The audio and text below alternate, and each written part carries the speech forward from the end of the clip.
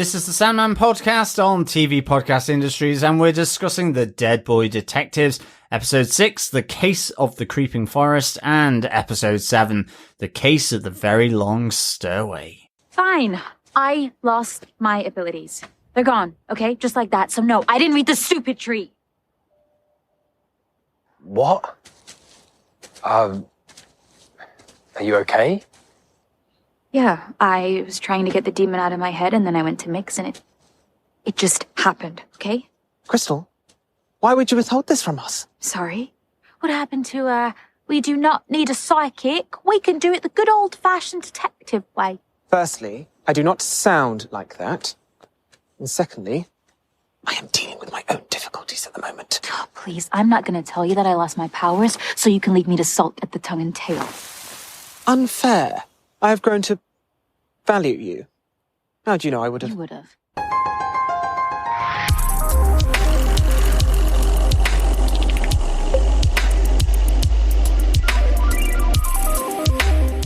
Welcome back, fellow dreamers. This is TV Podcast Industries, and we are on to episode 6 and 7 of The Dead Boy Detectives. It is The Case of the Creeping Forest and The Case of the Very Long Stairway. I'm one of your hosts, John. And I'm your other host, Derek. Welcome back, fellow dreamers. Yes. On to our 6th and 7th. 7th being the penultimate episode of Dead Boy Detective. So we're getting close to the end now. Mm-hmm. And yes, a lot more stuff beginning to happen here for Edwin, Charles, and indeed Crystal as well. Absolutely. Even poor little Nico. And poor little Nico. Yeah. And in fact, Jenny. And Jenny too. Yeah. Yeah. Lots of interesting stuff in these two episodes. It's always weird though when shows come out like this and release all the episodes on Netflix, and they've been out now only 3 weeks, and I feel like all the conversation about Dead Boy Detectives is completely gone. Yeah, it's actually, to my mind, really bad for a show. It is. It's really detrimental to the show. Yeah. I can see there's lots of people that enjoyed it and are waiting now for a season 2 announcement. When's season 2 coming? Is there going to be a season 2? This show went through such a development hell being brought to life because it was originally supposed to be on HBO. Then they completely retooled it, got new cast in, got Neil Gaiman involved as an executive producer, tied it in with the Sandman. It was about 6 years all in to get it to the screen. Then it all drops in one day. People watched it. Some people didn't watch it. Some people liked it. Some people didn't. And now the only conversation that's out there is, will there be a season 2 of this show? And I mean, weirdly as well, when the model of dropping them all the episodes in one go started on Netflix, at least my recollection of it was all because the whole box set phenomenon. Yep. So it was the fact that people had missed the weekly shows, and then the box sets had come out, and then they had sort of binged them all then. Well, Netflix only did box sets of shows and some movies. That was all they did. Yeah. And they realized that lots of people watched box sets, and when they had the box sets, they binged them. Yeah, so they exactly. created shows specifically to binge, yeah. And yet the box set binging occurred because they were still released weekly. It added another layer of viewership. Yeah. That weekly viewership, that excitement, the anticipation, the chit chat. Yeah. You know, the water cooler chit chat in inverted commas at work, around shows, it all goes. Yeah. And so unless it really, really does grip you, which with the amount of content that's never going to happen, then necessarily you won't get to the end of it. Exactly. If it's all being treated like the box set. Yeah. And why not have both the weekly release and then people who've missed that on Netflix have it there to binge? Yeah. Or people who've watched it once have it there to binge again because they loved it that much. Yeah, I know. There's just that argument of people that love to binge who say they set aside their entire day to watch the whole thing.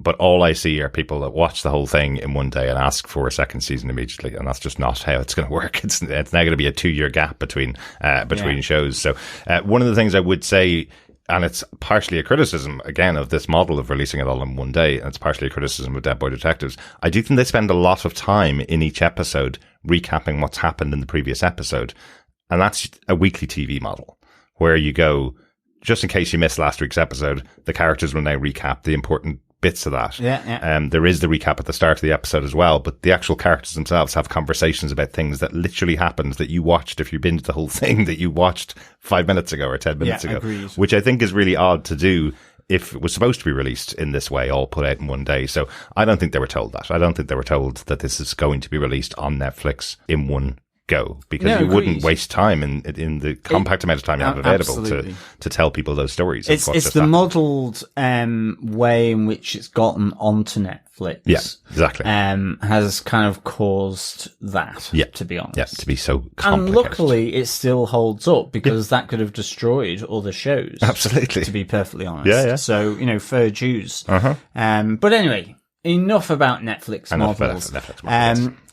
Before we get into our spoiler-filled discussion of episode 6 and episode 7 of The Dead Boy Detectives, please remember, fellow dreamers, to pop on over to our website at tvpodcastindustries.com, where you can subscribe to any hellish or heavenly podcast catcher of your choice. You can also send in your thoughts, feedback, observations or theories to feedback at tvpodcastindustries.com. You can leave a voicemail over on our website, or you can join our Facebook group as well at facebook.com/groups/TV Podcast Industries. Yeah, only one episode left of Dead Boy Detectives after this podcast, of course, so make sure you get in your thoughts for the finale and for the season of Dead Boy Detectives, if you can, to us to that email address, or over to our Facebook group at facebook.com/groups/TV Podcast Industries, where we have a spoiler post up for each of the episodes. We'd love to hear your thoughts on the show. It's been a lot of fun watching it, a lot of fun podcasting on it as well. Lots to chat about with these awesome characters. Yes, but let us kick off with episode 6, The Case of the Creeping Forest. Derek, who gave us what, where, when, how, what, and why? Well, this show, of course, is based on characters created by Neil Gaiman and Matt Wagner, created for television by Steve Yockey. He's also the co-showrunner alongside Beth Schwartz, a former showrunner of Arrow. The executive producer on the show is DC Arrowverse producer Greg Berlanti. And this episode 6, was written by Beth Schwartz and Oscar Balderrama.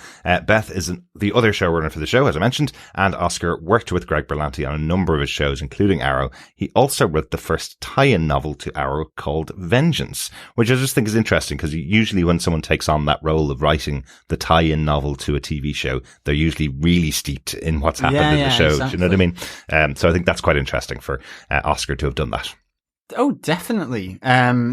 So a tie-in novel with DC or a comic? A tie-in novel for the Arrow TV show, the first tie-in novel for that called Vengeance that he wrote. Yeah. So he'd be pretty steeped in those characters that were on screen. Absolutely. Yeah, that is an interesting kind of thing, really, isn't it? Yeah.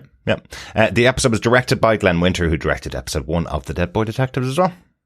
Good stuff. John, do you want to give us the Netflix synopsis for this episode?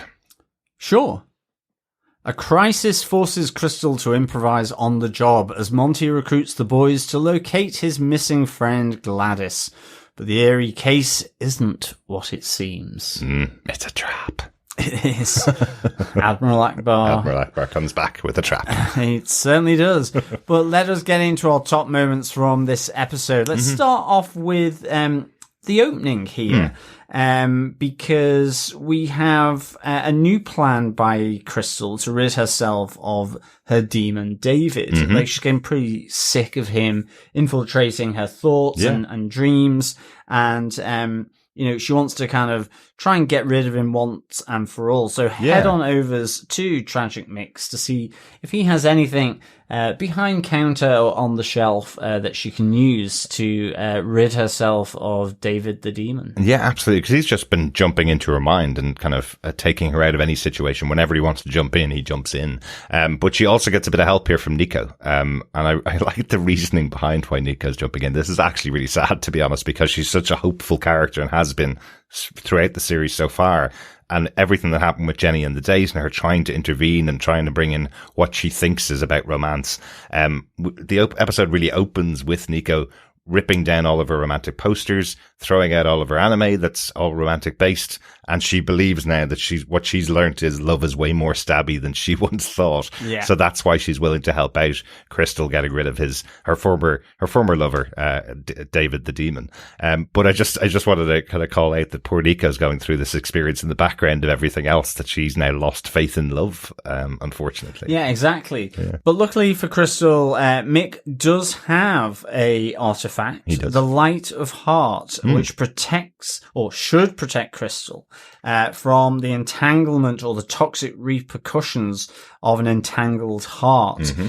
It's a one-time only use, and of course Crystal does actually use this heart shaped artifact, which splits in two after she's used it. But the problem is that she no longer hears all the voices, not just David's or the demons, but also all the other voices that she had as her psychic ability. Yeah, it's a bit of an odd one, isn't it? Because Mick gives her the instructions, tells her that she just has to say what she wants to happen twice and believe it. That's the instructions that she's been told when Nico reads them out. She says it twice. She says she wants to get rid of David, and then she says she wants to be a normal person. That's the one that gets rid of her abilities. That's the one that effectively stops her being able to commune with the dead and having that psychic ability. So, interestingly, I guess the instructions that were written weren't fully correct. Well, no, I think it's just what she actually ends up. The phrasing of it means that she loses all the voices. She only says it once at the end. Like, she says, I want to get rid of David. I want to get rid of David. I want to be a normal person. And it seems like that little addendum to the second time she said it got taken into account. Now, artifacts are tricksy, especially in the Sandman universe. So entirely possible that maybe the instructions were slightly off.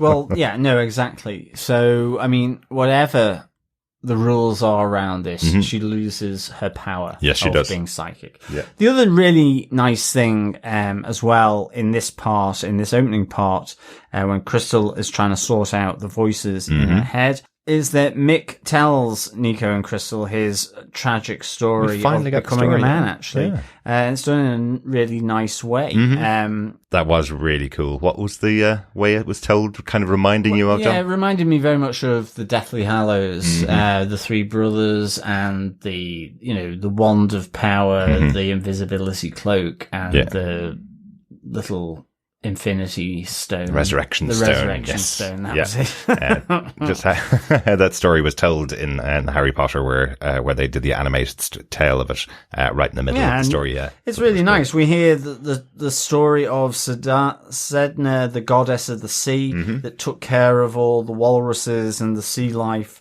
but that Mick, as a walrus, was drawn to the lives of humans, and so Sedna granted that wish. Yeah, but he's never seen Sedna or his family ever again since then. So he has literally been landed. Yeah, exactly. And true to most Neil Gaiman stories, this is taken from other mythology. The story of Sedna is a story that's told in mythology for centuries before, about the father that sacrifices his daughter, thinking it will keep him alive, and then her becoming the goddess of the sea. So it's quite cool to have it in here. Yeah, no, definitely. Let us move on to our wild crow chase, our next top moment. I love how this is prefaced, where we see the revenge in progress with Esther. She's rallying Monty. She's slightly concerned that he has maybe fallen for Edwin, and really asking him to, have you really sort of laid the breadcrumbs properly? Yeah.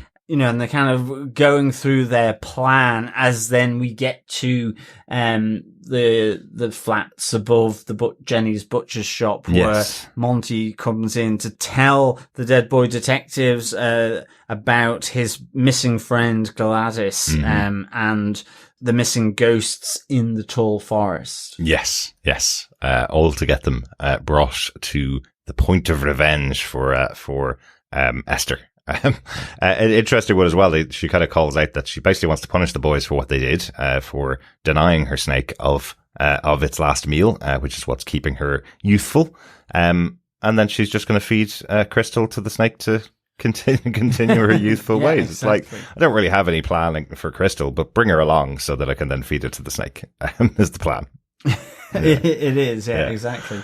But Edwin kind of feeling bad about what happened with Monty, where Monty kissed him and then realized actually it's not Monty that Edwin's attracted to. He's feeling a little bit bad for that, so he takes the case, even though there's lots more cases they should be taking. I like the fact that their case board is completely full of all the ghost cases in Port Townsend. The story of the Dead Boy Detective has spread far and wide now.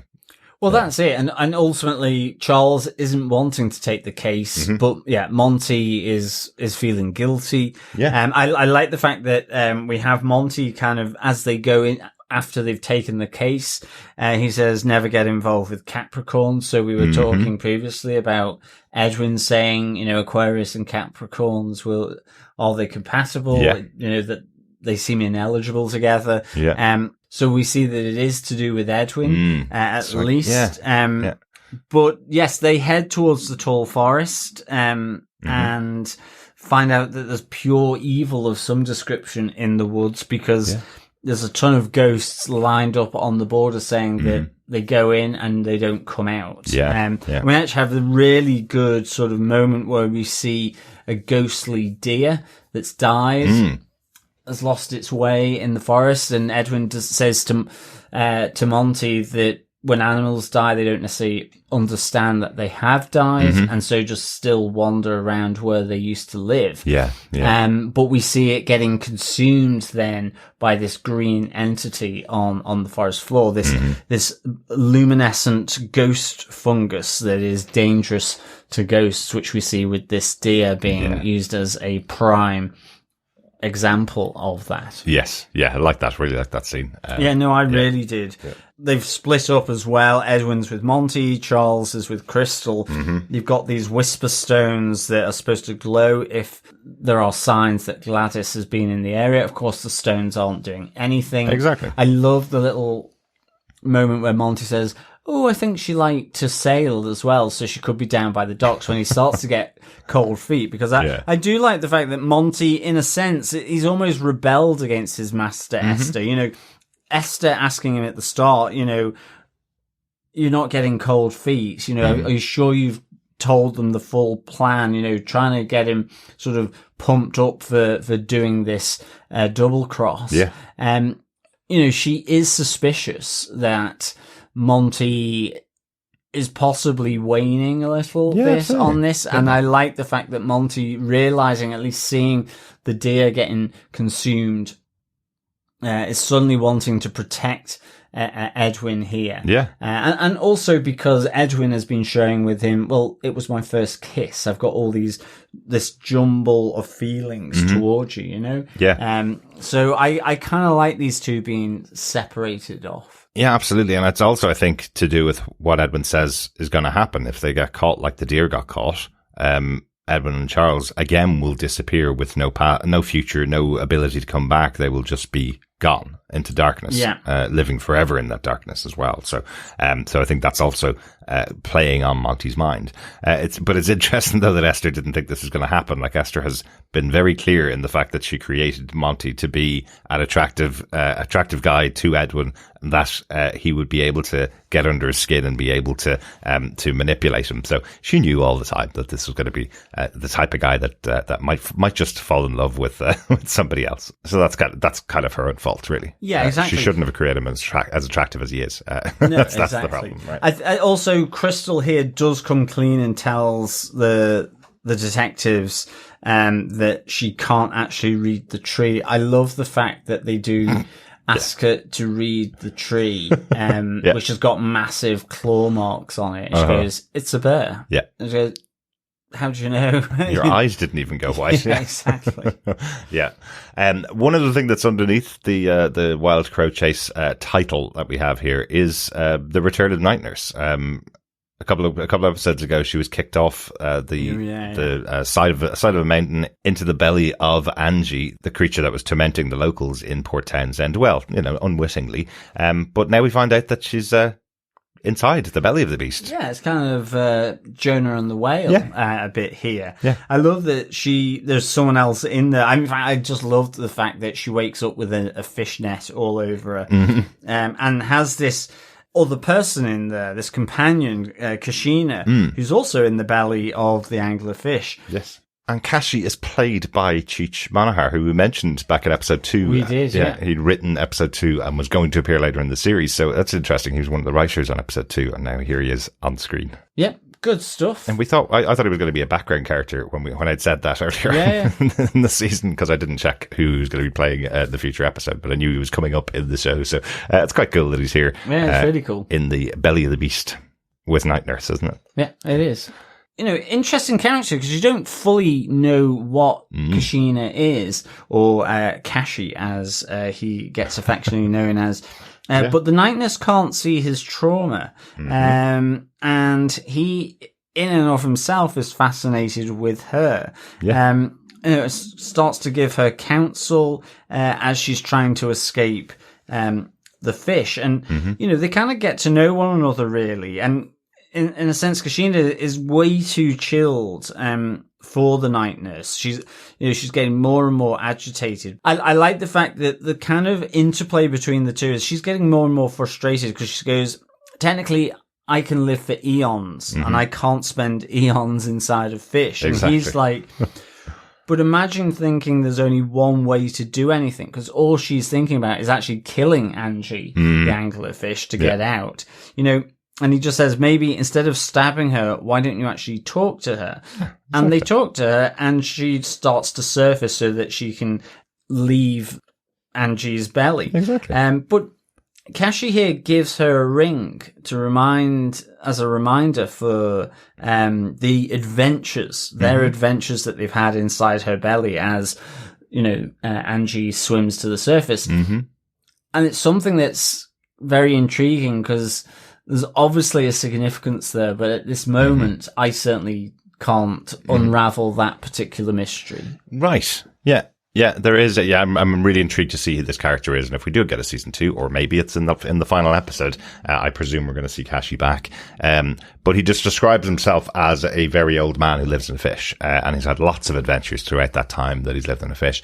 This does align slightly with the story of Vishnu or Buddha, so which is intriguing. So there's potentially some connection there. Again, these stories always incorporate some kind of mythology or some kind of religious beliefs, throughout Sandman. It's done that, and in the Dead Boy Detectives. So it's entirely possible this is a version of Vishnu or Buddha that has been helping out the Night Nurse in the belly of Angie.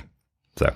Interesting. And it would make sense, again, protective of Angie. Why stab it to death? This is the thing that I'm riding around it in for hundreds of years. Why stab it to death? There is another way out of here.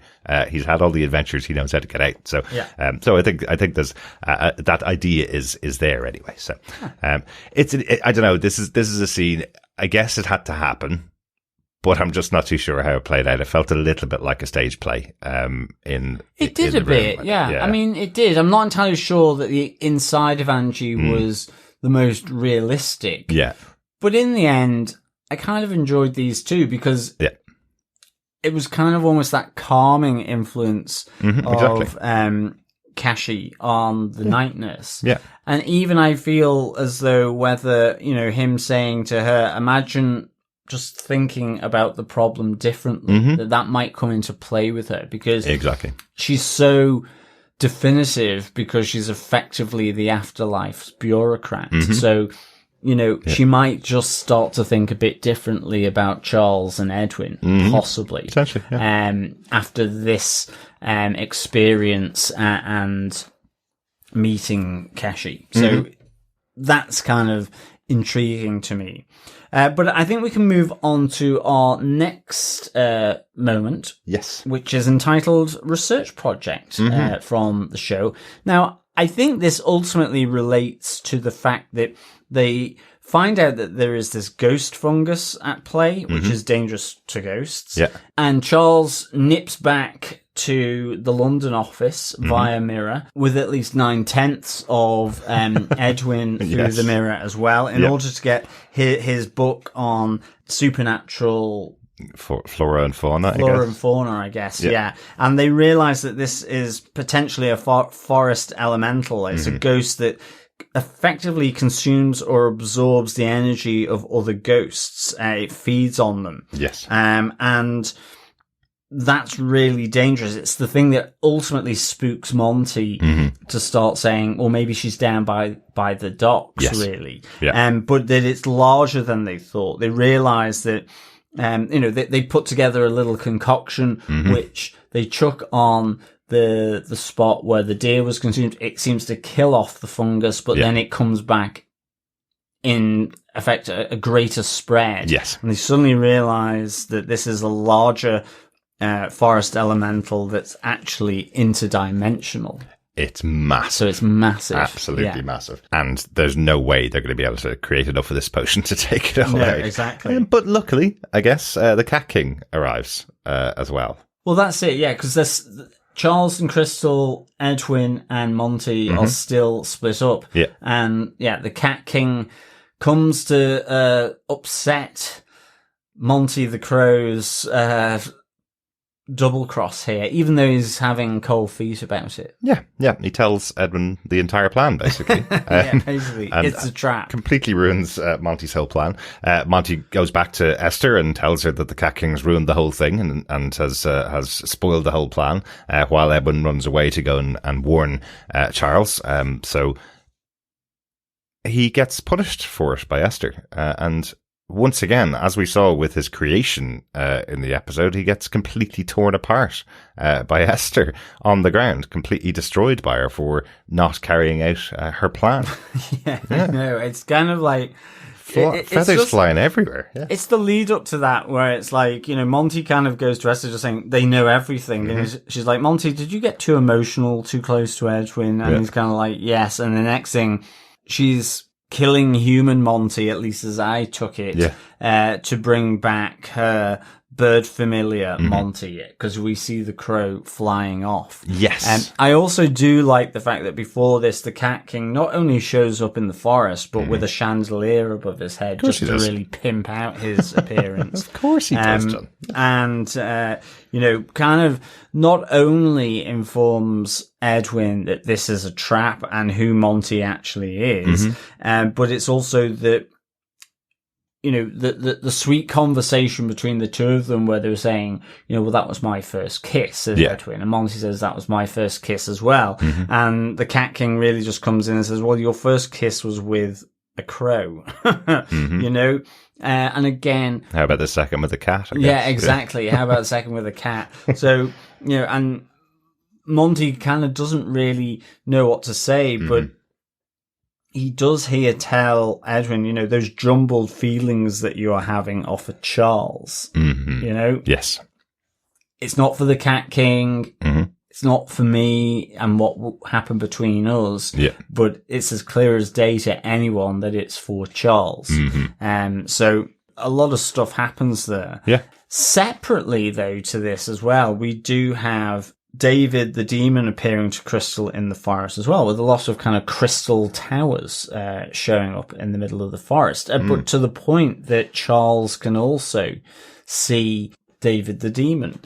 And David the demon here is saying, you've lost your powers. That was the only thing that made you special. Now you're just kind of boring, really. Yeah. It's like any other girl, basically. Like any other girl. From his mind. But we have Charles coming to the rescue with his cricket bat as he smashes all these crazy mind pillars that are, where David is speaking to Crystal, messing attacking with her, her, messing with her, with his cricket bat. His cricket bat, which is cool. Absolutely. It almost felt a little sort of Shaun of the Dead. Best weapon since Shaun of the Dead. Exactly. Best use of it, the weapon since Shaun of the Dead. Well, exactly. Yeah. Better than cricket. And then just after that, Edwin arrives to tell them the story, what's happened, how they've all been tricked, and then we get the arrival of our next top moment, introducing Teethface. I love Teethface. Really? Yeah. I would like to be very close to Teethface. I'd like to see him from afar, from a long distance. I think he seemed, in the end, quite reasonable. I think he was being tricked by Esther. He probably was, yeah. Very scary looking, very CGI. The opposite of Night Nurse and Kashi in Angie's belly. Yeah. But I just kind of like the introduction, along with Esther being there. You wouldn't believe what's gone wrong today. Now you'll get consumed forever. Her plan is coming to fruition here. she takes out Crystal, who kind of knocks her, sort of dazes her a bit on the floor. And this is where we then get the washerwoman's prophecy coming to pass, where, we hear the cry of the bird in Monty flapping around the ground is shaking. Yeah. And this is the moment we get to understand Crystal a little bit better as she looks within and not without. Yes, absolutely. Yes, look, finding a bigger source for her power, I suppose. Yeah, meets her ancestors. I really enjoyed that. I mean, there's so many tales, this idea of passing down powers between on the ancestral timeline. Yeah. Interestingly, very similar to the Marvel show that we covered earlier this year in Echo. That's right. Yeah, it really did remind me of Echo as well. There's this idea that we have the ancestors who are living inside, who are able to be called upon to increase your power. So the first meeting really of Crystal and her ancestors there. Yeah, so she's speaking mainly to Iris here, but she's told she's more than a psychic. You can connect into your ancestors and their collective past and their power. Yeah. I liked Iris kind of kept going, well, technically this tree is you, but we'll come to that another time. It's like, well, you're not dead. You are alive. Technically, you're alive, but you're in a place where actually, technically, this is you, and pointing to this very bright, luminescent tree. Again, almost a bit like Black Panther, where you see the ancestral tree I can see that. with the other panthers on it. So I love how it all connects into that kind of idea. Yeah, absolutely. Yeah, it's pretty cool. And Iris basically gives her a pep talk saying, you're not weak and you're not alone. That's what demons like, David, are try to make you think, try to make you feel trapped and weak and alone. Exactly. And that this power is in her, and she connects to it by kind of putting her fists into the ground. And then is able to tell Teethface that he can leave this realm. Which he does. Yeah. And he's but I kind of like to think that Teethface isn't quite as scary and as evil as his appearance would make out, because he's like, oh, that's okay then. And he goes, but takes Esther with her, but leaves Charles and Edwin. Exactly. Yeah. Exactly. Yeah. I like this. I did like Teethface. Yeah. I wanted to see what that mushroom, Esther's starter revenge kit, was going to turn into.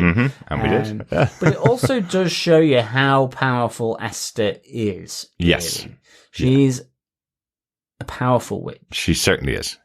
And then dragged off by Teethface at the end here. Yeah. And that just brings us on, as usual, to Case Closed at the end of the episode, finishing out the stories of what happened in here. One of the stories I mentioned, obviously, at the beginning was Nico falling out of love with Love, which is really because of what happened to Jenny. And they have a conversation all the way throughout the episode. She's been trying to catch the eye of Jenny, or have a conversation with Jenny about everything that's happened. And Jenny's saying to her, look, I'm not angry at you. I'm just sad. I'm really sad that this has happened. Once again, I opened my heart and look how badly it went for me, kind of thing. Well, I do like what she actually says, which is, there's already one shut down nihilist here. We don't need two. Exactly. I can't forgive you yet. Yeah. For what happened. Yeah. Even though you couldn't possibly have known what Maxine was like. Yeah. So. But if you love and you believe in love, you should help other people exactly as you did. And you should be yourself and don't shut yourself down. Exactly. Love it.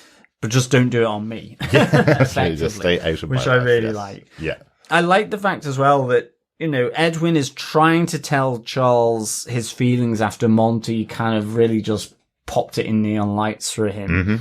And he gets so far, but Charles accepts what Edwin says. He goes, you don't have to pretend around me. Yeah. But he doesn't quite manage to get it all out in time, because we have the night nurse showing up now that she's been released from Angie the anglerfish. Exactly. And Charles seems to think that actually he's talking about the cat king, that Edwin's actually in love with the cat king. So, but the night nurse does give them an opportunity. She gives them the opportunity to stay together while she sorts out everything that's happened. She can see that they're good people. It does seem like she's been changed by the interaction that she's had with Kashi. She gives them the opportunity to stay in the waiting room together when she's sorting out the paperwork and sending them to where they're supposed to be. There's been a technicality that, it was down to a technicality. And, she says, she needs to kind of like look into this aberration until she actually finally figures it out, that they can stay together. Because on her notepad, you see the X for designation hell, or there's another designation on it, keeps flicking between the two. So actually Edwin's place in the afterlife isn't fully determined in a sense. Or even on her on her paperwork. Exactly. We do get a sort of a little focus in on the ring as well again. So again, I just don't know to what extent that ring has some kind of importance here with this. But interestingly, she seems a little bit more open to flexibility here, but until Edwin effectively gets taken away to hell by something. Absolutely. I don't know what was lurking in the dark there, but we certainly get to see it in the next episode. Yes, we do. We'll be talking about that in episode 7. So overall, John, what did you think of this one? I really, really liked this episode. I would give it 4.5 fun guys out of 5. Always. I like getting mixed backstory. I thought it was really nicely done. Yeah. I love Night Nurse and Kushina together in Angie's not very realistic belly, but nonetheless, I just kind of like that interplay. I mean, you said it was like a stage play, and I would probably agree with you. I kind of did mean just the setting of it felt like it was on stage. But I like that. I like the whole trap and double cross as the main piece of this episode, that Esther and Monty, it all kind of came out. Cat King arriving in a forest with a chandelier over his head. I guess I would go for that, to be honest. Why not? But I liked how it all came out, and I kind of wanted, ever since Esther asked Mick for the revenge starter kick, seeing the sort of top of the mushroom, I was like, what is going on here? So I was pleased to see Teeth Face, to be honest. So I think there's a few failings in this episode for sure, but overall, I'm going with the sentiment of it, and I think it's really, really good. Yeah, I think there's a lot of fun as a show, and without a doubt, the cast and the characters they're playing are really elevating what's there on the page, I suppose, for me. If I'm breaking it down to what's the case, how did it act, how has it impacted the overarching storyline of how they're getting out of Port Townsend, I think I'd basically be watching the show wrong. You're supposed to be watching it and paying attention to the characters, their interplay, and their personal connections between them. And I think the cast are doing a great job with that. Absolutely. For me. Yeah, it's been a lot of fun, and each of them on screen brings their own energy to it. They're all really fun to watch in an episode. I mean, there's part of me thinking that actually they never get to leave Port Townsend. They'll be stuck there forever. Somehow. I mean, in particular, I know Edwin's just been whisked back to hell in a flurry of activity of something, at least that kind of looked like a spider type thing. But as this happened, I was like going, oh, is the show now going to just be in hell? It's going to have a different aspect to it. Right. Now, having seen the next episode, I know that's not the case, but in that moment, I questioned whether they would ever escape Port Townsend, or whether at least the escape wouldn't be until season 2. Now I know that's not the case because of having watched the next episode, which we'll get on to we'll talk now. In a mo. Yeah. We're going to take a break between the 2 episodes. Just wanted to give a shout out to our friends over at the Superhero Show who have broken their format on. They used to cover every comic book show out there. Every show related to comic books. They're not covering Dead Boy Detective. So if you have been listening to Superhero Show and have come and joined us because they've recommended you come over to us for our coverage of Dead Boy Detectives, thanks very much for joining us. Yeah, absolutely. Yeah, really welcome to the podcast. Absolutely. But also for our TV podcast industries listeners, you may notice that we're not covering X-Men 97. The Superhero Show is covering every episode of X-Men 97. Yeah, so join Cassie, Ryan and Mike over at the Superhero Show if you're interested in listening to their podcasts on X-Men 97. Yep, but I do always have to say, they are a not safe for work podcast. You do have to listen to it on your headphones. So very different to our own podcast in that way. But they do have a lot of fun. They've covered every single episode of the original X-Men animated series and then have carried on covering X-Men 97. So go listen to their take over on popfilter.co or just search Superhero Show. But with that, let's take a break and we'll be back with episode 7. Remember that blue cap you used to wear? I remember you snatching it off me. You looked very smart in that cap. But when I tried to tell you, you just walked away. You never spoke to me.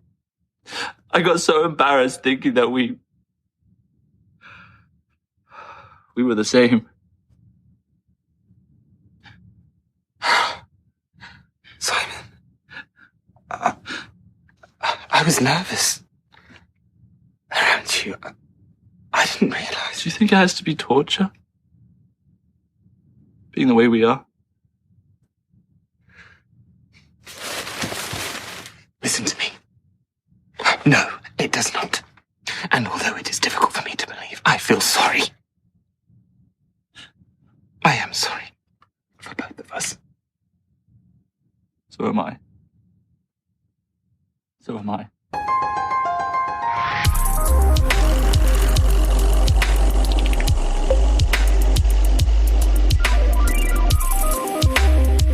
So, episode 7, The Case of the Very Long Stairway. Yes. Yeah. Certainly is a very long stairway, and dare I say it, down. Well, yeah, it's the stairway to hell. I know. Yeah. That's what I'm saying. Yeah. Down. But Derek, let us get into episode 7, where you can rattle off who gave us what, where, when, how, why, and for what reason? Well, I never rattle off that. I don't know why you ask me to do it every time. But the episode was written by the showrunner Steve Yockey and directed by Richard Speight Jr. He directed 11 episodes of Supernatural among loads of other projects. Probably best known to Supernatural fans as the Archangel Gabriel on the show. As a very heavily featured character in some of the earlier seasons. You remember the Archangel Gabriel, John? I certainly do. Yeah, he was very good in the show. So he's now a director. Excellent stuff. Yeah, loved Supernatural, and actually at the time of watching, I didn't realise that Richard Speight was directing a number of the episodes as well as being the Archangel Gabriel. Yeah. So yeah, that's cool. Yeah, I like that stuff. So there you go. This episode we have Richard Speight Jr. who played Archangel Gabriel on Supernatural, directing the episode. Last episode we had Cheech Monaher playing a main character in the show, and he wrote an episode earlier on in the season. Yeah, cool stuff. I love all this. Yeah. Just think it gives really good perspectives. That's cool, isn't it? Yep. John, do you want to give us the Netflix synopsis for episode 7?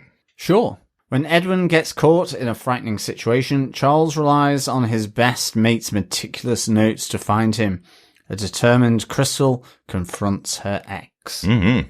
Let's get into our top moments from episode 7. As we mentioned, we're taking the ones that come up on screen as our top moments. And there's not very many notes that come up on screen in this episode. In fact, there's only 2 that come up. We've actually made one up of case closed. Yeah. Just because, and maybe it was, maybe I just missed it, but because writing my notes furiously. Exactly. So that's why I thought, oh yeah, there must be a case closed in here. But we have our first top moment. Beating a dead cat. Yeah. So this kind of starts off with Esther coming back. I thought she was pulled to another dimension last time, but she crawls out from under the ground. I think she was just pulled under the ground by Teeth Face and then climbs back out from under the ground. Unless she did come back from another dimension. She may have done. Yeah. The other dimension could have been some soil-related one where fungus kind of quite likes to live. So. Either that or they're just saving some budget for not creating a brand new dimension for her to climb back from. Yeah, absolutely. I have to say, this opening with Esther emerging, and I'm glad that they did that actually really quickly. So, you know, really, she spent no time away, from episode 6 to now. I was like going, "Oh, is this a zombie?" Right. Initially I wasn't really sort of thinking that it was in the same places where Teethface had been, had taken her down. But just then seeing that it was Esther emerging, and then effectively, she sets up, the whole next scene where she's, as she goes, "I'm going to beat that chic kitty." I just loved this whole interaction between Esther and Cat King. Absolutely. The two of them, I think, are two of my favorite, along with Monty, I would say. I've really enjoyed, the humans that have been representatives of animals, and I think Esther the witch, really, really cool. But I love that she goes to see the Cat King. What does she say? She says, "You blew up Monty's spot and ruined my surprise," which is basically the nub of it for Esther. Yeah. He ruined her plans. He ruined everything. Yeah, absolutely. But there is some interesting bits of their conversation, particularly when the Cat King points out that Edwin has been to hell. He's seen more pain than you can possibly imagine. And that gives her a new plan, brings a new idea into Esther's head that not only can she just punish him like she was going to, now if she punishes him, maybe she can get some extra boost to her magic from this guy who's experienced so much pain by being in hell for 7 decades. Well, absolutely. I mean, we see her later on in the episode going to Tragic Mix magic shop in order to get resources and bits and bobs together from Mix in order to power a device that will extract Edwin's sort of torment. She kind of describes it in the way that with a normal ghost, it would be too much, but someone who has survived the ongoing pain of hell, I think he'll be able to stand it, and that will really make me powerful. Another way of extracting power for herself, whether it's like she, in a sense, a bit like how she does with extracting beauty and youthfulness from sacrificing the girls to her big pet snake under her kitchen, effectively. But I love that, in a sense, the Cat King lets this slip because he ultimately is kind of like, exasperated, kind of going, what games are you doing, or are you playing now? Why are you here? All you seem to do is want to seek revenge, look pretty. What is the point of you? He kind of just compares her to Edwin, who survived hell. And she goes, "Oh, you've given me a nice little gem of information here. I have a new plan. He can give me power." So suddenly, in a sense, it's a good job Teethface failed for her, because she's gotten some new information from the Cat King, and she's going to act on it. But before she does, she wants to take her pent-up aggression out on him as well, which is pretty brutal given the amount of time she uses her steel walking cane to beat him around the face. And I like the fact that luckily the Cat King is only up to his second life, so he has to use his third life. He's like, "That's my third life." Only get 9 of these. Yeah, exactly. But she, threatens him with, "Stay out of my way, or I'll have to kill you again and again and again. I'll whittle those lives out of you, Cat King." I'm almost certain she counted off the rest of his lives in saying again. And she's chuckling away. So I absolutely loved this scene between the Cat King and Esther. I thought it was really, really good. Yeah, it's great. Love to see these two on screen together. It's really good. But back over with Crystal and Charles and Nico and the night nurse, who've just seen Edwin dragged out of this dimension by the big spider that dragged him off back into hell. Charles is trying to convince the night nurse to send him to hell so he can retrieve his best friend.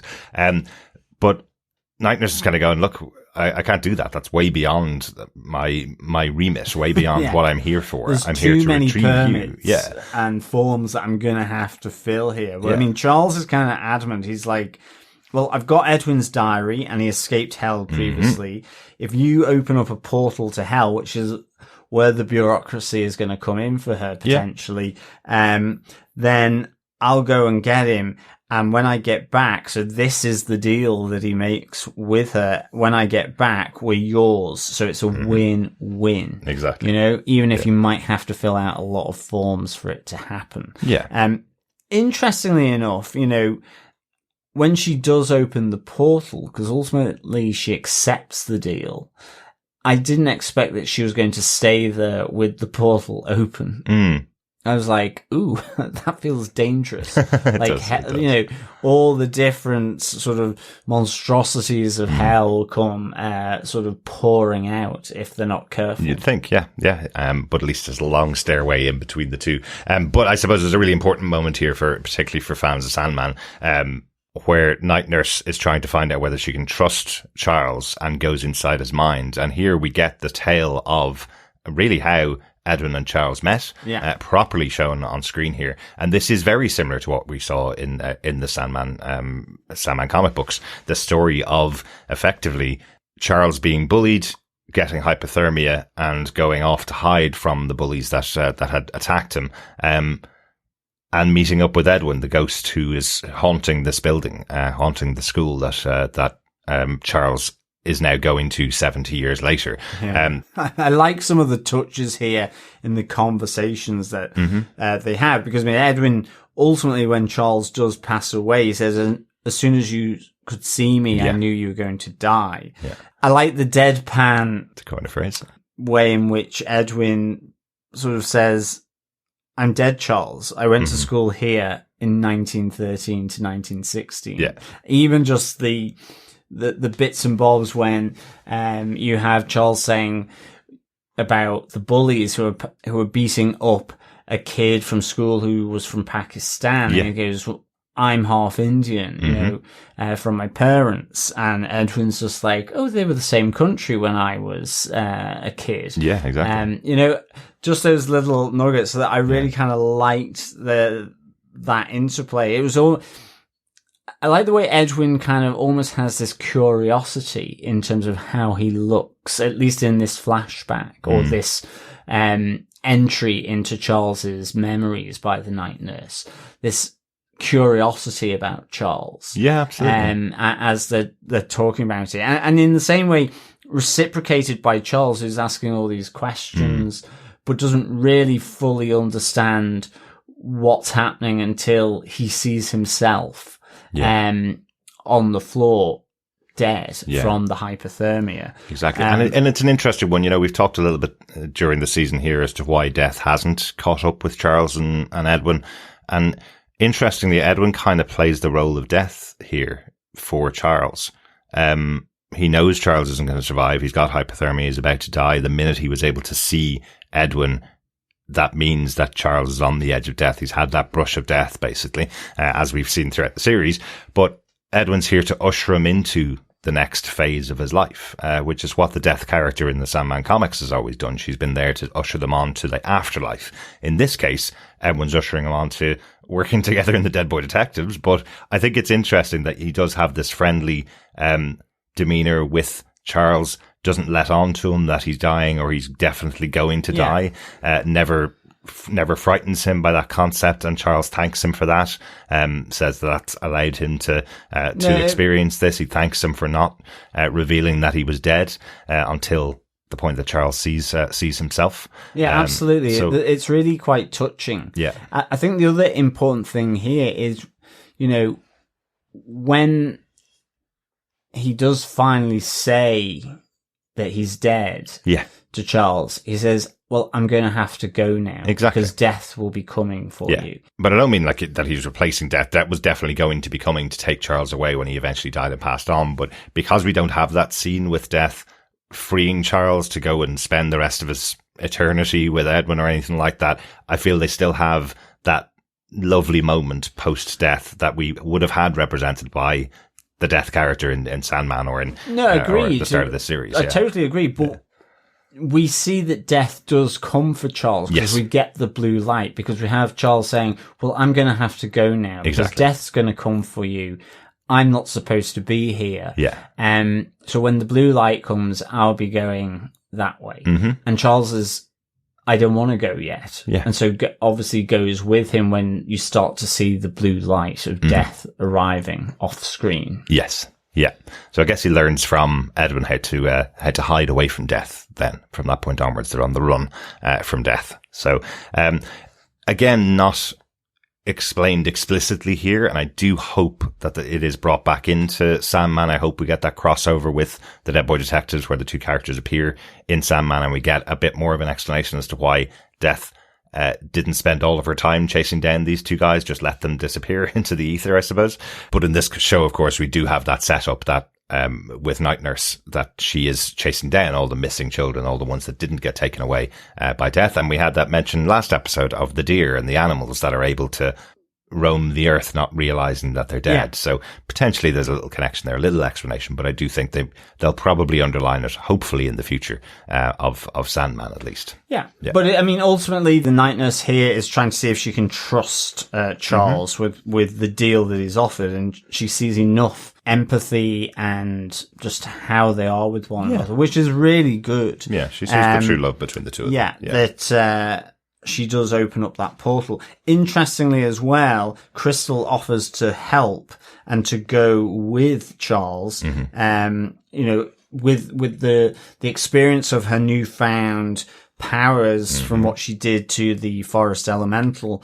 But Charles is definitive. He says no. And Crystal ultimately says, well, I'm going to go to my ex to open up a portal to hell as well. So we see her heading off. Nico decides ultimately to stay in her apartment, but Jenny follows her when she hears Crystal talking about going to find her ex. Again, it's that protective nature of Jenny, you know. Yeah, exactly. She thinks that these are two young girls who've had a lot of hurt in their life. They need somewhere to stay. She's willing to put them up. And I guess, you know, it explains right back to the first episode why this is such a cheap place to stay. You know, Jenny has the sign off on who stays in her place, and she's giving a home to these kids that have been what she feels badly hurt. And she sees one of them going, I'm going back to my toxic ex-boyfriend who, what she thinks is abused her and beat her, and they had a terrible relationship. And Jenny's going, hang on a second, grabs the cleaver, of course, and brings it with her exactly. to follow out, just in case anything really bad is going to happen to Crystal. So I like that. I thought that was really good. But still, yeah, wow, what a quick turnaround from Crystal on going back to David for help now after just getting him out of her mind. Yeah, you know, but she's kind of invigorated. She's given herself agency now that she knows that she more about her powers. Yeah. So I guess it's given her that confidence to confront him. She feels she's more powerful to be able to go and deal with him. Yeah. Yeah, exactly. Yeah. I love the fact that then, you know, we before we get to the sort of the next sort of chapter in the TV show, we do see that Edwin is running around hell being chased by dolls. So, I mean, yeah. This is all just my worst nightmare. Dolls. It really is. This is one of your absolute dolls fears, in hell. Yeah. I mean, if anyone has listened to our Penny Dreadful, I think it was season 2, where you have the witches and the creation of the dolls. I mean, that's certainly extreme. It's just so horrendous. I mean, I really can't be doing it with dolls. Absolutely. So I think I'm with Edwin here. This is my idea of hell for sure. Absolutely. And there's a great kind of, I guess it's now a callback that I didn't understand it at the time in the episode The Lighthouse Leapers, where Edwin and Nico are walking around the gift shop and Edwin saw one of those kind of old-time dolls and just turned its head away from him. Yeah. And I was wondering why he was so perturbed by it. But obviously myself and John have been together for 20 years, so I know John's fear of those dolls. So I was like, oh, Edwin must have that kind of fear as well. And now in this episode, you know absolutely why he hates dolls so much. I'd put a blanket over it or just chuck it in the bin. So did this kind of feel like your hell here, John? For poor it does actually. Those horrendously sort of dead stare Victorian dolls.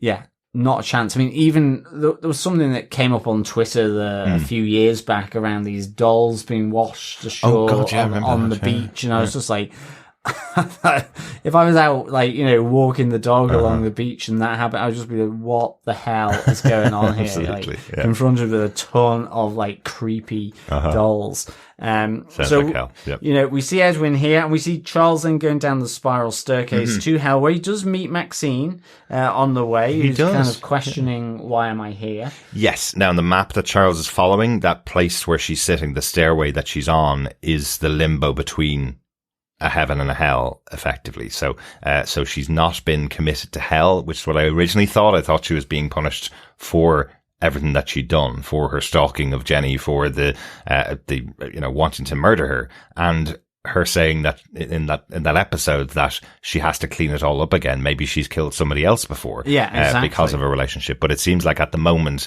the decision hasn't been made as to where she's going to, and she doesn't know why she's here, why she's been punished the way she has. She hasn't gone straight to heaven. She hasn't gone straight to an afterlife. She's somewhere stuck in the middle of it all. Absolutely. Yeah. And Charles is making his way through the spiral staircase and the hotel reception. He's using Edwin's notes here, which we see is limbo. Yeah. But also, speaking of notes, I definitely wrote down when I saw the empty hotel where he goes in and hits the button and you hear the monsters shout. I definitely wrote down Hotel Oblivion from Umbrella Academy. Yeah, exactly. Where they're going into that hotel and hit the button and the monster attacks. But he also works his way through lust and gluttony into effectively doll hell. And it's kind of interesting because I'm glad when they work their way back through that we understood, because I was just like going, this seems so weird, because the hotel limbo reception was completely empty other than the roar of the beast after Charles had rung the bell. Yeah. But walk through lust and it was all empty, and gluttony was also all empty. I know, you're kind of going, it's just Netflix saving budget. Yeah, exactly. This What's doesn't going look like on lust here? or gluttony. There's a couple of cakes in here, I get it. But I like that as they came back through on the way out, that they could see everything, because it's only once you've experienced the horror that you can see hell. Yeah, absolutely. Yeah, I thought that was a really good touch on the way back, as you say, at the way I was going, it doesn't really speak of gluttony, and that empty room doesn't really speak of lust, unless you're lusting for silence and alone time. But let's talk about it. Let's get on to the big moment of the episode, which is welcome to the dollhouse. So welcome to hell, and it is Edwin's hell that we're experiencing here. And this is, I think the night nurse says it's a mid-level demon from hell that seems to come and grab Edwin. Yes. So this is kind of mid-level hell, I guess. Yes, certainly. To some degree. Certainly a mid-level demon that's assigned to punish and torment Edwin for what he's done. I really like this. It's again, the story within Sandman universe is you go where you believe you're supposed to go after you die. Edwin's been put in hell because he was sacrificed to a demon, and now he's being chased down by another demon. The way he explains it when he meets up with his tormentor Simon, he explains that the original demon that he was sacrificed to passed him off on another demon and then on to another demon. So this third demon, this doll's headed demon, is the third demon that has been tormenting Edwin for many years. And we hear that every time he's chased, this demon catches him and kills him. And it happens many times, and has happened many, many times over the 70 years that he spent in hell. Yeah. Tears him apart endlessly. Endlessly. Yeah. Yes. Sounds pretty horrendous. It does. But within all of this, we meet Simon, one of the leaders, I guess, of the boys, the bullies that sacrificed Edwin. And there's an interesting story underneath it all, that effectively Simon felt like himself and Edwin were the same. Simon was attracted to Edwin, always wanted to talk to him, but Edwin was so quiet and kept to himself and never talked to Simon. Yeah, Simon says, but you never answered me, like you were embarrassed. Yeah. Like, Simon did actually reach out or try to say stuff to him, but I think Edwin was so introverted or so closed off that he didn't respond. Well, in the story of the show, I think this is really all about Edwin's feelings. He did know back in the early 1900s that he had feelings for other boys and repressed it so much that he was unable to even raise his head when there was somebody else like him. Simon feels that there was someone else like him in Edwin and tried to reach out to him, but then it turned really nasty. because Edwin didn't respond to him at all, the fear came within Simon, it seems, that he didn't want to be found out as being the only gay guy in the school, and they were going to play a prank on Edwin, not realizing that what they were doing was actually sacrificing him to a demon. He thought he was going to scare him, and it went really bad. Exactly. It's the fact that society had placed these dampeners on both Simon and Edwin, and in order to prove that they weren't like what they were trying to repress, they go to the extreme to do something else. And that's the thing. But actually, it's the reason why Edwin ignored Simon, even though Simon did try and reach out. Exactly. And so ultimately it becomes a vicious circle that becomes more vicious when you're also then having to prove you're something that you're not. And in this sense, it was an extreme form of that from Simon. I found this a really, really good story because, it starts with Edwin saying, it's right you're here day in, day out after what you did to me. We see Simon effectively, I think it's like hell by 1,000 paper cuts. Death by 1,000 cuts, just tearing pages from a book for over 100 years. But in the end, when Edwin learns of this, and when you see actually death coming for Simon in hell, you see the blue light on him, you realize, not necessarily that Simon is forgiven for what he did, but there's now an understanding of the whole situation. Absolutely. And Edwin is able to process and deal with it more so. And even so now, because of all the stuff that's happened in the previous episodes, along with Monty, with the Cat King, all these things that, have just little firecrackers in Edwin around who he is. Yeah. And this seems to be sort of the thing where those firecrackers just connect a bit more in Edwin. Absolutely. Absolutely. Like there's just that really heartbreaking moment from Simon where he's ignoring, the possibility that he could escape with Edwin here. And he's saying to him, does it have to be torture for us? Is that the be all and end all of realizing that you're gay, that your entire life is going to just be torture? Yeah. And I think that is what frees him. I think that's what allows, Edwin to forgive him, for what happened and allow him to be freed. And there is the catalyst, of course, in the second big appearance of one of the Endless in Dead Boy Detectives, where we have the appearance of Despair, who would probably hang out quite often in a place like hell, one of the realms of hell. Despair, it was a character we didn't see very much of in the first season of Sandman. No. We only saw them for I think 1 or 2 episodes. But here they are looking in on the despair that's being created, looking in through the mirror. And I really like the conversation that we have between Edwin and Despair, where he gets transported into their realm and they start talking to Edwin and saying, "Oh, Edwin Payne. That's a really pretty name. Payne. Really like that." And then just the experience that Despair has feeding off people around who are in despair. It's a really interesting manifestation of a character, and that's what all of the Endless are. Death is the manifestation of death. The Sandman is the manifestation of dream, and despair here is the manifestation of that characteristic, I suppose. No, absolutely. And I love the fact that we get despair here where they say, well, we're friends now. Go back to your killer and gloat. Because that's what's feeding them. Yeah. And I love that when Edwin goes back through the way he came in, and you have the change in conversation that ultimately means that death arrives for Simon. You see the mirror crack because there's no longer despair there. So it's really good moment, actually. Really like that. Yeah. Really like that. And then Charles finally makes his way to meet up with Edwin, and takes him back out, and gives him the courage to run from the doll-headed spider demon, I guess we're going to call her. Well, with a few sort of supernatural pyrotechnics as well, just to slow down the 8-legged freak doll nightmare spider. Yeah, he's packed well, Charles. He knew he needed to bring some weaponry with him, so he's packed enough to at least put it off its guard for enough time to give them a bit of a break so they can run.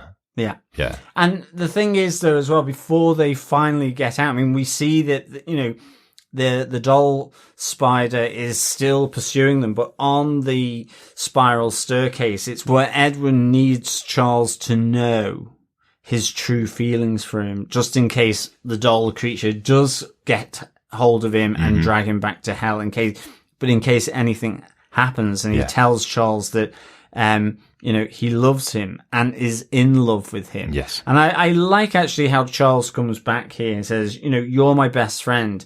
I can't say that I'm in love with you back, but let's get out of here and we can work through these feelings once we're out of hell on the staircase. But I like that, you know, I like the distinction in that he says as well, you know, you're so much my best friend, I came to hell to come and rescue you. Exactly. There's nobody else I did there's that a for. platonic love in that, at least from that perspective. Yeah.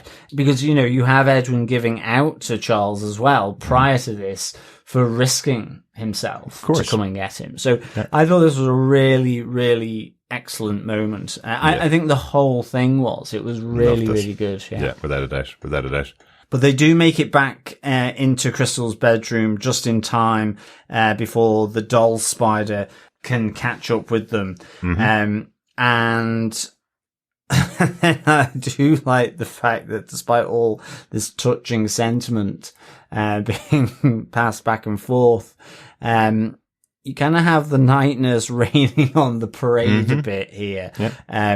Because this is where then Edwin realizes that a deal has been made by Charles in order for Charles to actually come down to rescue him. And she's like, well, I must take you boys now to the lost and found, effectively, of the afterlife. Exactly. But I'm not a monster. You can have 30 seconds to say goodbye to everybody. Exactly. Say your goodbyes. I was like, is that all Kishner has given you? You know? Yeah. I do wonder, and I know you've mentioned it last episode as well, I do wonder that ring that Kishner gave her.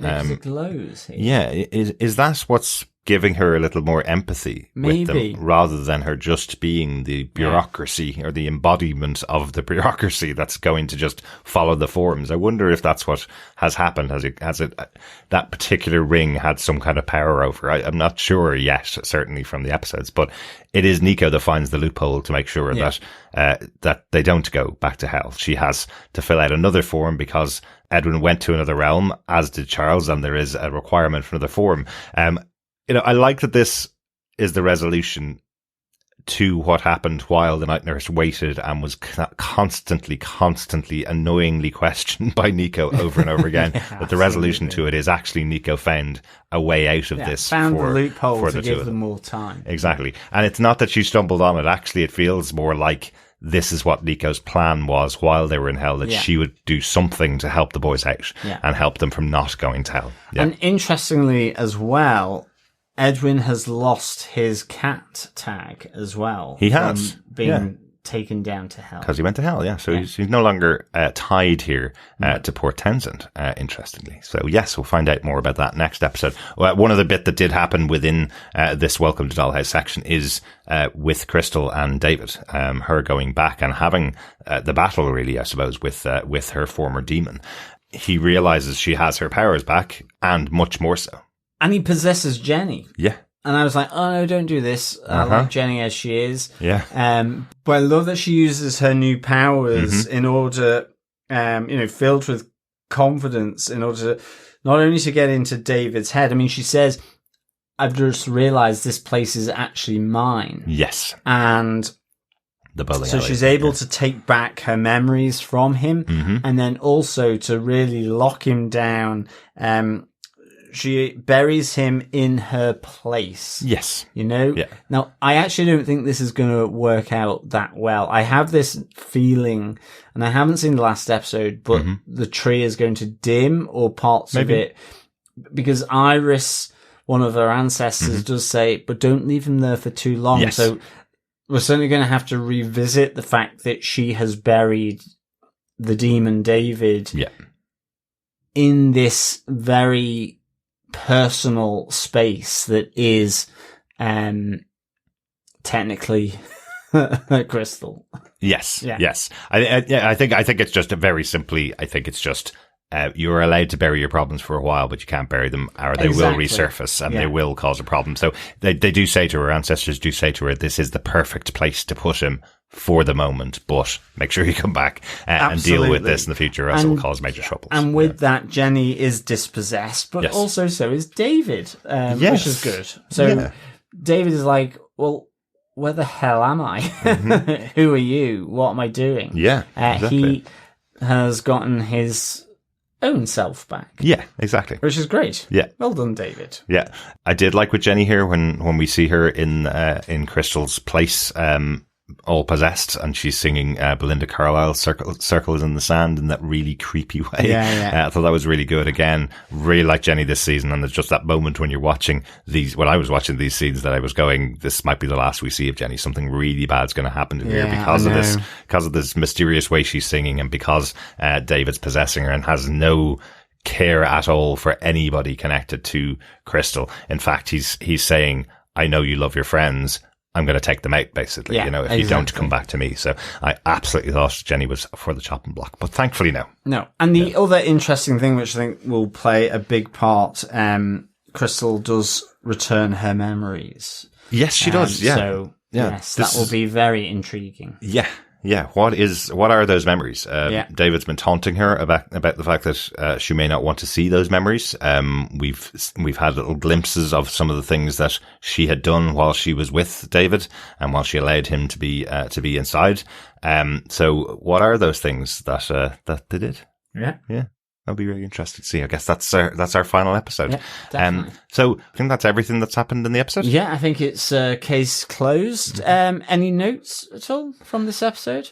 Just the only note was it's great to see Despair in the episode I mentioned. Obviously having a member of the Endless come over and tie it in so tightly with Sandman was great in the first episode where we had Death. But here we have Donna Preston coming back playing Despair, who played the role within Sandman.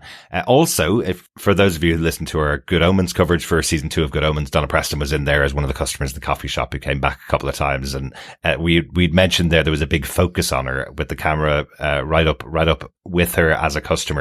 She really stood out in there, so it was really cool to have her in another Neil Gaiman show like Good Omens season 2, and now returning to the role of Despair. I'm really hopeful that season 2 of Sandman's going to feature much more of those characters playing up against each other, the Endless playing up against each other. So we hopefully will see more of Despair when season 2 eventually rolls around as Sandman. Yeah, absolutely. So, John, what did you think overall of this episode of Dead Boy Detectives? Really, really like this.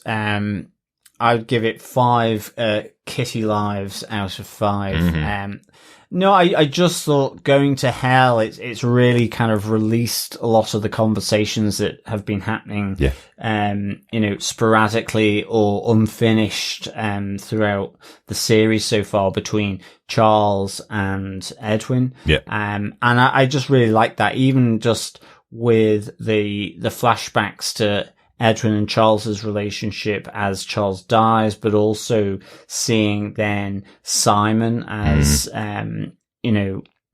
Edwin's tormentor, back, in 1916, when he died and did the curse. I just loved the opening with the beating of, the Cat King by Esther. So good. Oh, great. And that she's kind of found a little nugget, that she can pursue that's even better than, Teeth Face. And then, I think also with, the continuing of Crystal's journey here, and it was nice to see David being released, have that demon dispossessed from him, as well as Jenny. Absolutely. So I'm hoping Jenny, is still there and in fine fettle. Yeah. She seemed okay. Just a little put upon when we saw her after everything that happened. So really enjoyed this episode. Yeah, I'd say far and away the best episode of Dead Boy Detectives this season. Really enjoyed it. I think, as I said before, the only tale that I've read in the Sandman stories of Edwin and Charles is the tale of the two of them meeting for the first time as Charles dies and Edwin reveals that he's been a ghost who's keeping him company during his death. So I think they told it quite well here. It had to be different because it wasn't as tied into the Sandman as I was expecting. But there's still an opportunity there to tie it back into the Sandman as to why Death isn't chasing the two of them as much as you would expect for an entity that can appear wherever she wants to appear across the planet. So there is still a possibility, but I thought it was done really well. The visit to hell, or the personal hell, let's say, of Edwin, I thought was really well handled. Seeing Despair back was fantastic, and lots of other good interactions between these characters. Once again, this is definitely my favorite episode, and it set up a finale of the season that I'm looking forward to. Yeah, absolutely. Let us get on to our feedback of these two episodes. Yes, our fellow dreamers. Yeah, first up on episode 6, we got some Facebook feedback from Dr. Bob Phillips. Yeah, Dr. Bob Phillips says, Ace, it really can't be anything else, can it? But Charles is Ace, isn't he? Patch jacket, violent sports bat, and the Brill exclamation. I knew Gaiman was a massive Doctor Who fanboy. Thought it might be coincidence, but it can't be. Also starting to fall for the Cat King. He might be a cougar, but he's a little kitty when it comes to Edwin. Absolutely. Yeah. Just kind of hoping that you'd be the one that he's like a little kitty, not a cougar. Absolutely. Just dangle a ball of wool over him and he turns into a soft little kitty. That's it. Exactly. But at least in episode 7, we saw that he has claws as well. Definitely. As for the comment from Dr. Bob Phillips, Dr. Bob, I'm such a big Doctor Who fan, as well, as you know, especially this weekend, watching the new episodes with Ncuti Gatwa as Doctor Who. Absolutely loved them, really good, but I completely missed the first time I was reading it, who you were connecting Charles with being. But of course, Ace, who was the companion to the Doctor in the 80s, I can really see what you mean, that there is some connection there with Charles, that maybe Neil Gaiman or one of the writers within the show did take some inspiration from the character of Ace, since Charles is from the late 80s, early 90s. Yeah. So I can see that they could have taken some inspiration for the character from Ace in Doctor Who. Very good, Dr. Bob. Also on episode 7, Dr. Bob says, 2 rescues from hell, the outlawyering of an administrator, ancestry and girl power. What a way to set up the final moments for our death-crossed loves. Excellent. Yeah, excellent, Dr. Bob. That is a great way to set up the finale, isn't it? It is. It really is. Yeah, I'm looking forward to episode 8 for sure. Yeah. Yeah, thanks, Dr. Bob. Heather Wallace says, the song playing when Charles and Edwin first meet is Under the Milky Way by Aussie band The Church, released in 1988. I've always loved it. The scene of Charles and Edwin meeting was beautiful, sweet, and says everything you need to know about their friendship. Absolutely. Yeah, definitely. Yep. It was really good. Yeah, absolutely. And I think, as we say, that is the issue in The Sandman, but I think you can see why some other writer would look at that and go, oh, I can tell a really good story about Edwin and Charles from here, about how their relationship went on afterwards. So you're absolutely right. Written by Neil Gaiman in the comics, and somebody else took inspiration. No, definitely. And other writers took inspiration and wrote other comics off the back of that meeting of the two characters. Yeah, definitely, for sure. Thanks, Heather. Thanks, Heather. Lara Willie Shrink says, this was the best episode so far. From the bloody matchup of Esther versus the Cat King, to Crystal versus David, to the boys versus Dante's Inferno. Nice touch with the actual drawing of the 7 circles of hell in Edwin's notebook. I was hoping for a Good Omen style cubicle labyrinth office version of hell, but this hell looks much more like a video from the band Tool. What's with all the baby doll heads, Edwin? Who knew Belinda Carlisle could sound oh so ominous? I'm so glad that we more or less got the boy's origin story from the comics. It was really well done. I also like that Edwin's confession to Charles was met with such kindness and also so much honesty. I'm rooting for them, whether as best mates or something more.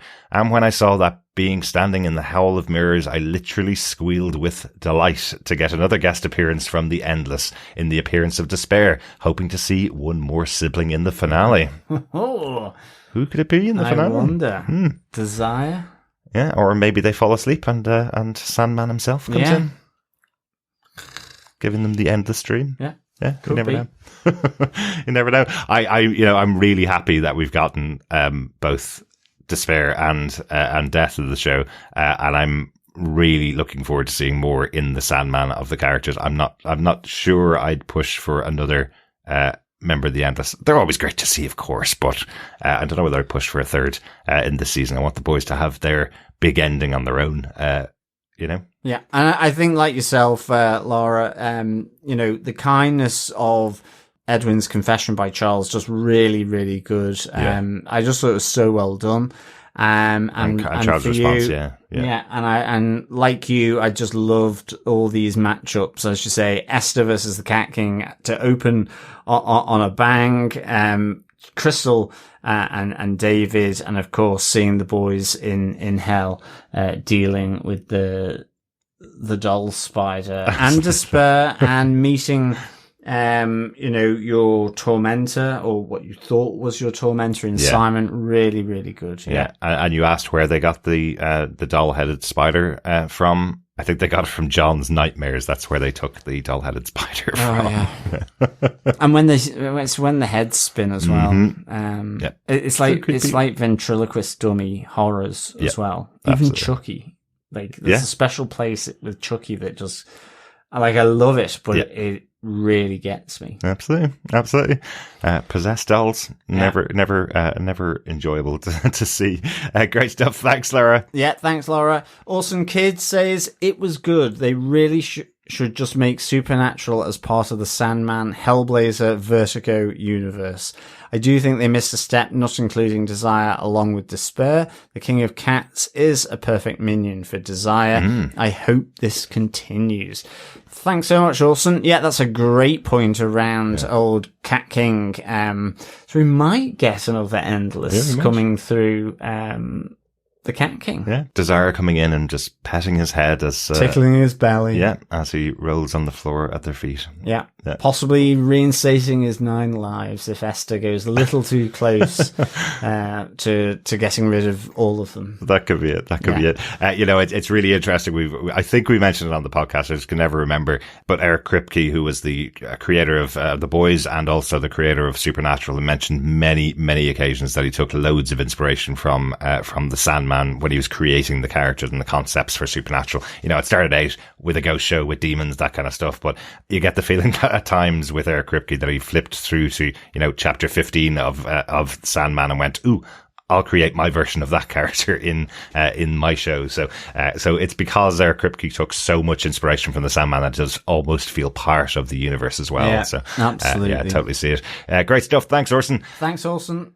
We have an email in from Coffee and Vodka on episode 6 and 7 as well. He says, greetings, fellow Hellbound defenders. How weird is that Crystal's generational power source is a direct copy of Echo's. Absolutely. From the Marvel show we talked about. As if to underline it, playing the latter's show theme at the end of episode 7 was perfect.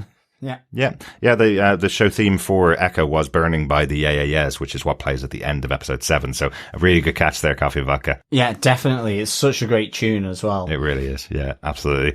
Coffee Vodka says, and what is there to say when every performance by everyone is a simultaneous standout and the musics and effects are top notch, making a couple of hours pass like 30 minutes. Crystal's table turning on David was great. I can't see Jenny renting a room to anyone of that interesting a character again. Wonderful to see Night Nurse again, as well to see Charles and Edwin's elephant in the room recognised. And the biggest question I've been left with is, what's up with that ring? 5 baby doll spiders, shroom-consumed conjurers, and rings of ponder out of 5. Peace and take care, Coffee and Vodka. Excellent stuff. Thanks, Coffee and Vodka. Yeah. I see you shortened it to NN for Night Nurse. That's exactly how I've been doing it in my notes. Very good. And also, as I was reading it, as Derek was saying it out loud, I almost went 9 Inch Nails of course. as well. Yeah, of course. NIN, yes. Yeah, great stuff, Coffee Vodka. Yeah, same question as you have. What is up with that ring? Is it just making the Night Nurse easier to deal with? Is it taking away the bureaucracy from her brain? It's the bureaucracy ring, maybe, or the anti-bureaucracy ring. Might need to take a couple of those to work with you next time you're in the office, John. I think I might have to, actually.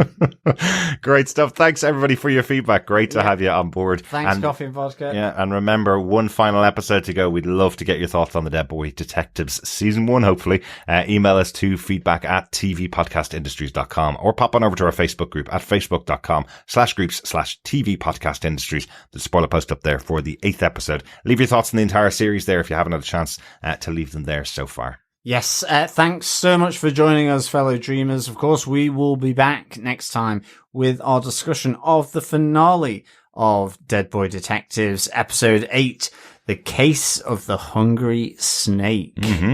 Ooh, hiss, hiss. Well, we know who the Hungry Snake is. It's under Esther's house, right? We certainly do. It'll all come to a head there. we should probably say we are going away for the next week and a half. These episodes normally come out on a Wednesday, but we are going to be away for a week and a half. So if we get the chance to record the finale before we go, then it will be out next Wednesday. If we don't get the chance to record, there may be a little delay. There may be a bit of a delay, and I actually don't know when we will be able to record it if we don't get it done. Ooh, this pressure. Week. Well, it means we've got to get it done, I guess. So. Yeah, let's hope so. So, but with that, thanks so much for joining us. We will be back with the Dead Boy Detectives next time. Yeah, please stay subscribed, fellow dreamers, to the podcast so you can join us for our episode 8 take. And if you enjoy the podcast, please share the podcast with your friends, because sharing the podcast is sharing the love. Yes, please stay subscribed, fellow dreamers. And of course, until our episode 8 finale discussion, keep watching, keep listening, and of course, keep dreaming. Bye. Bye.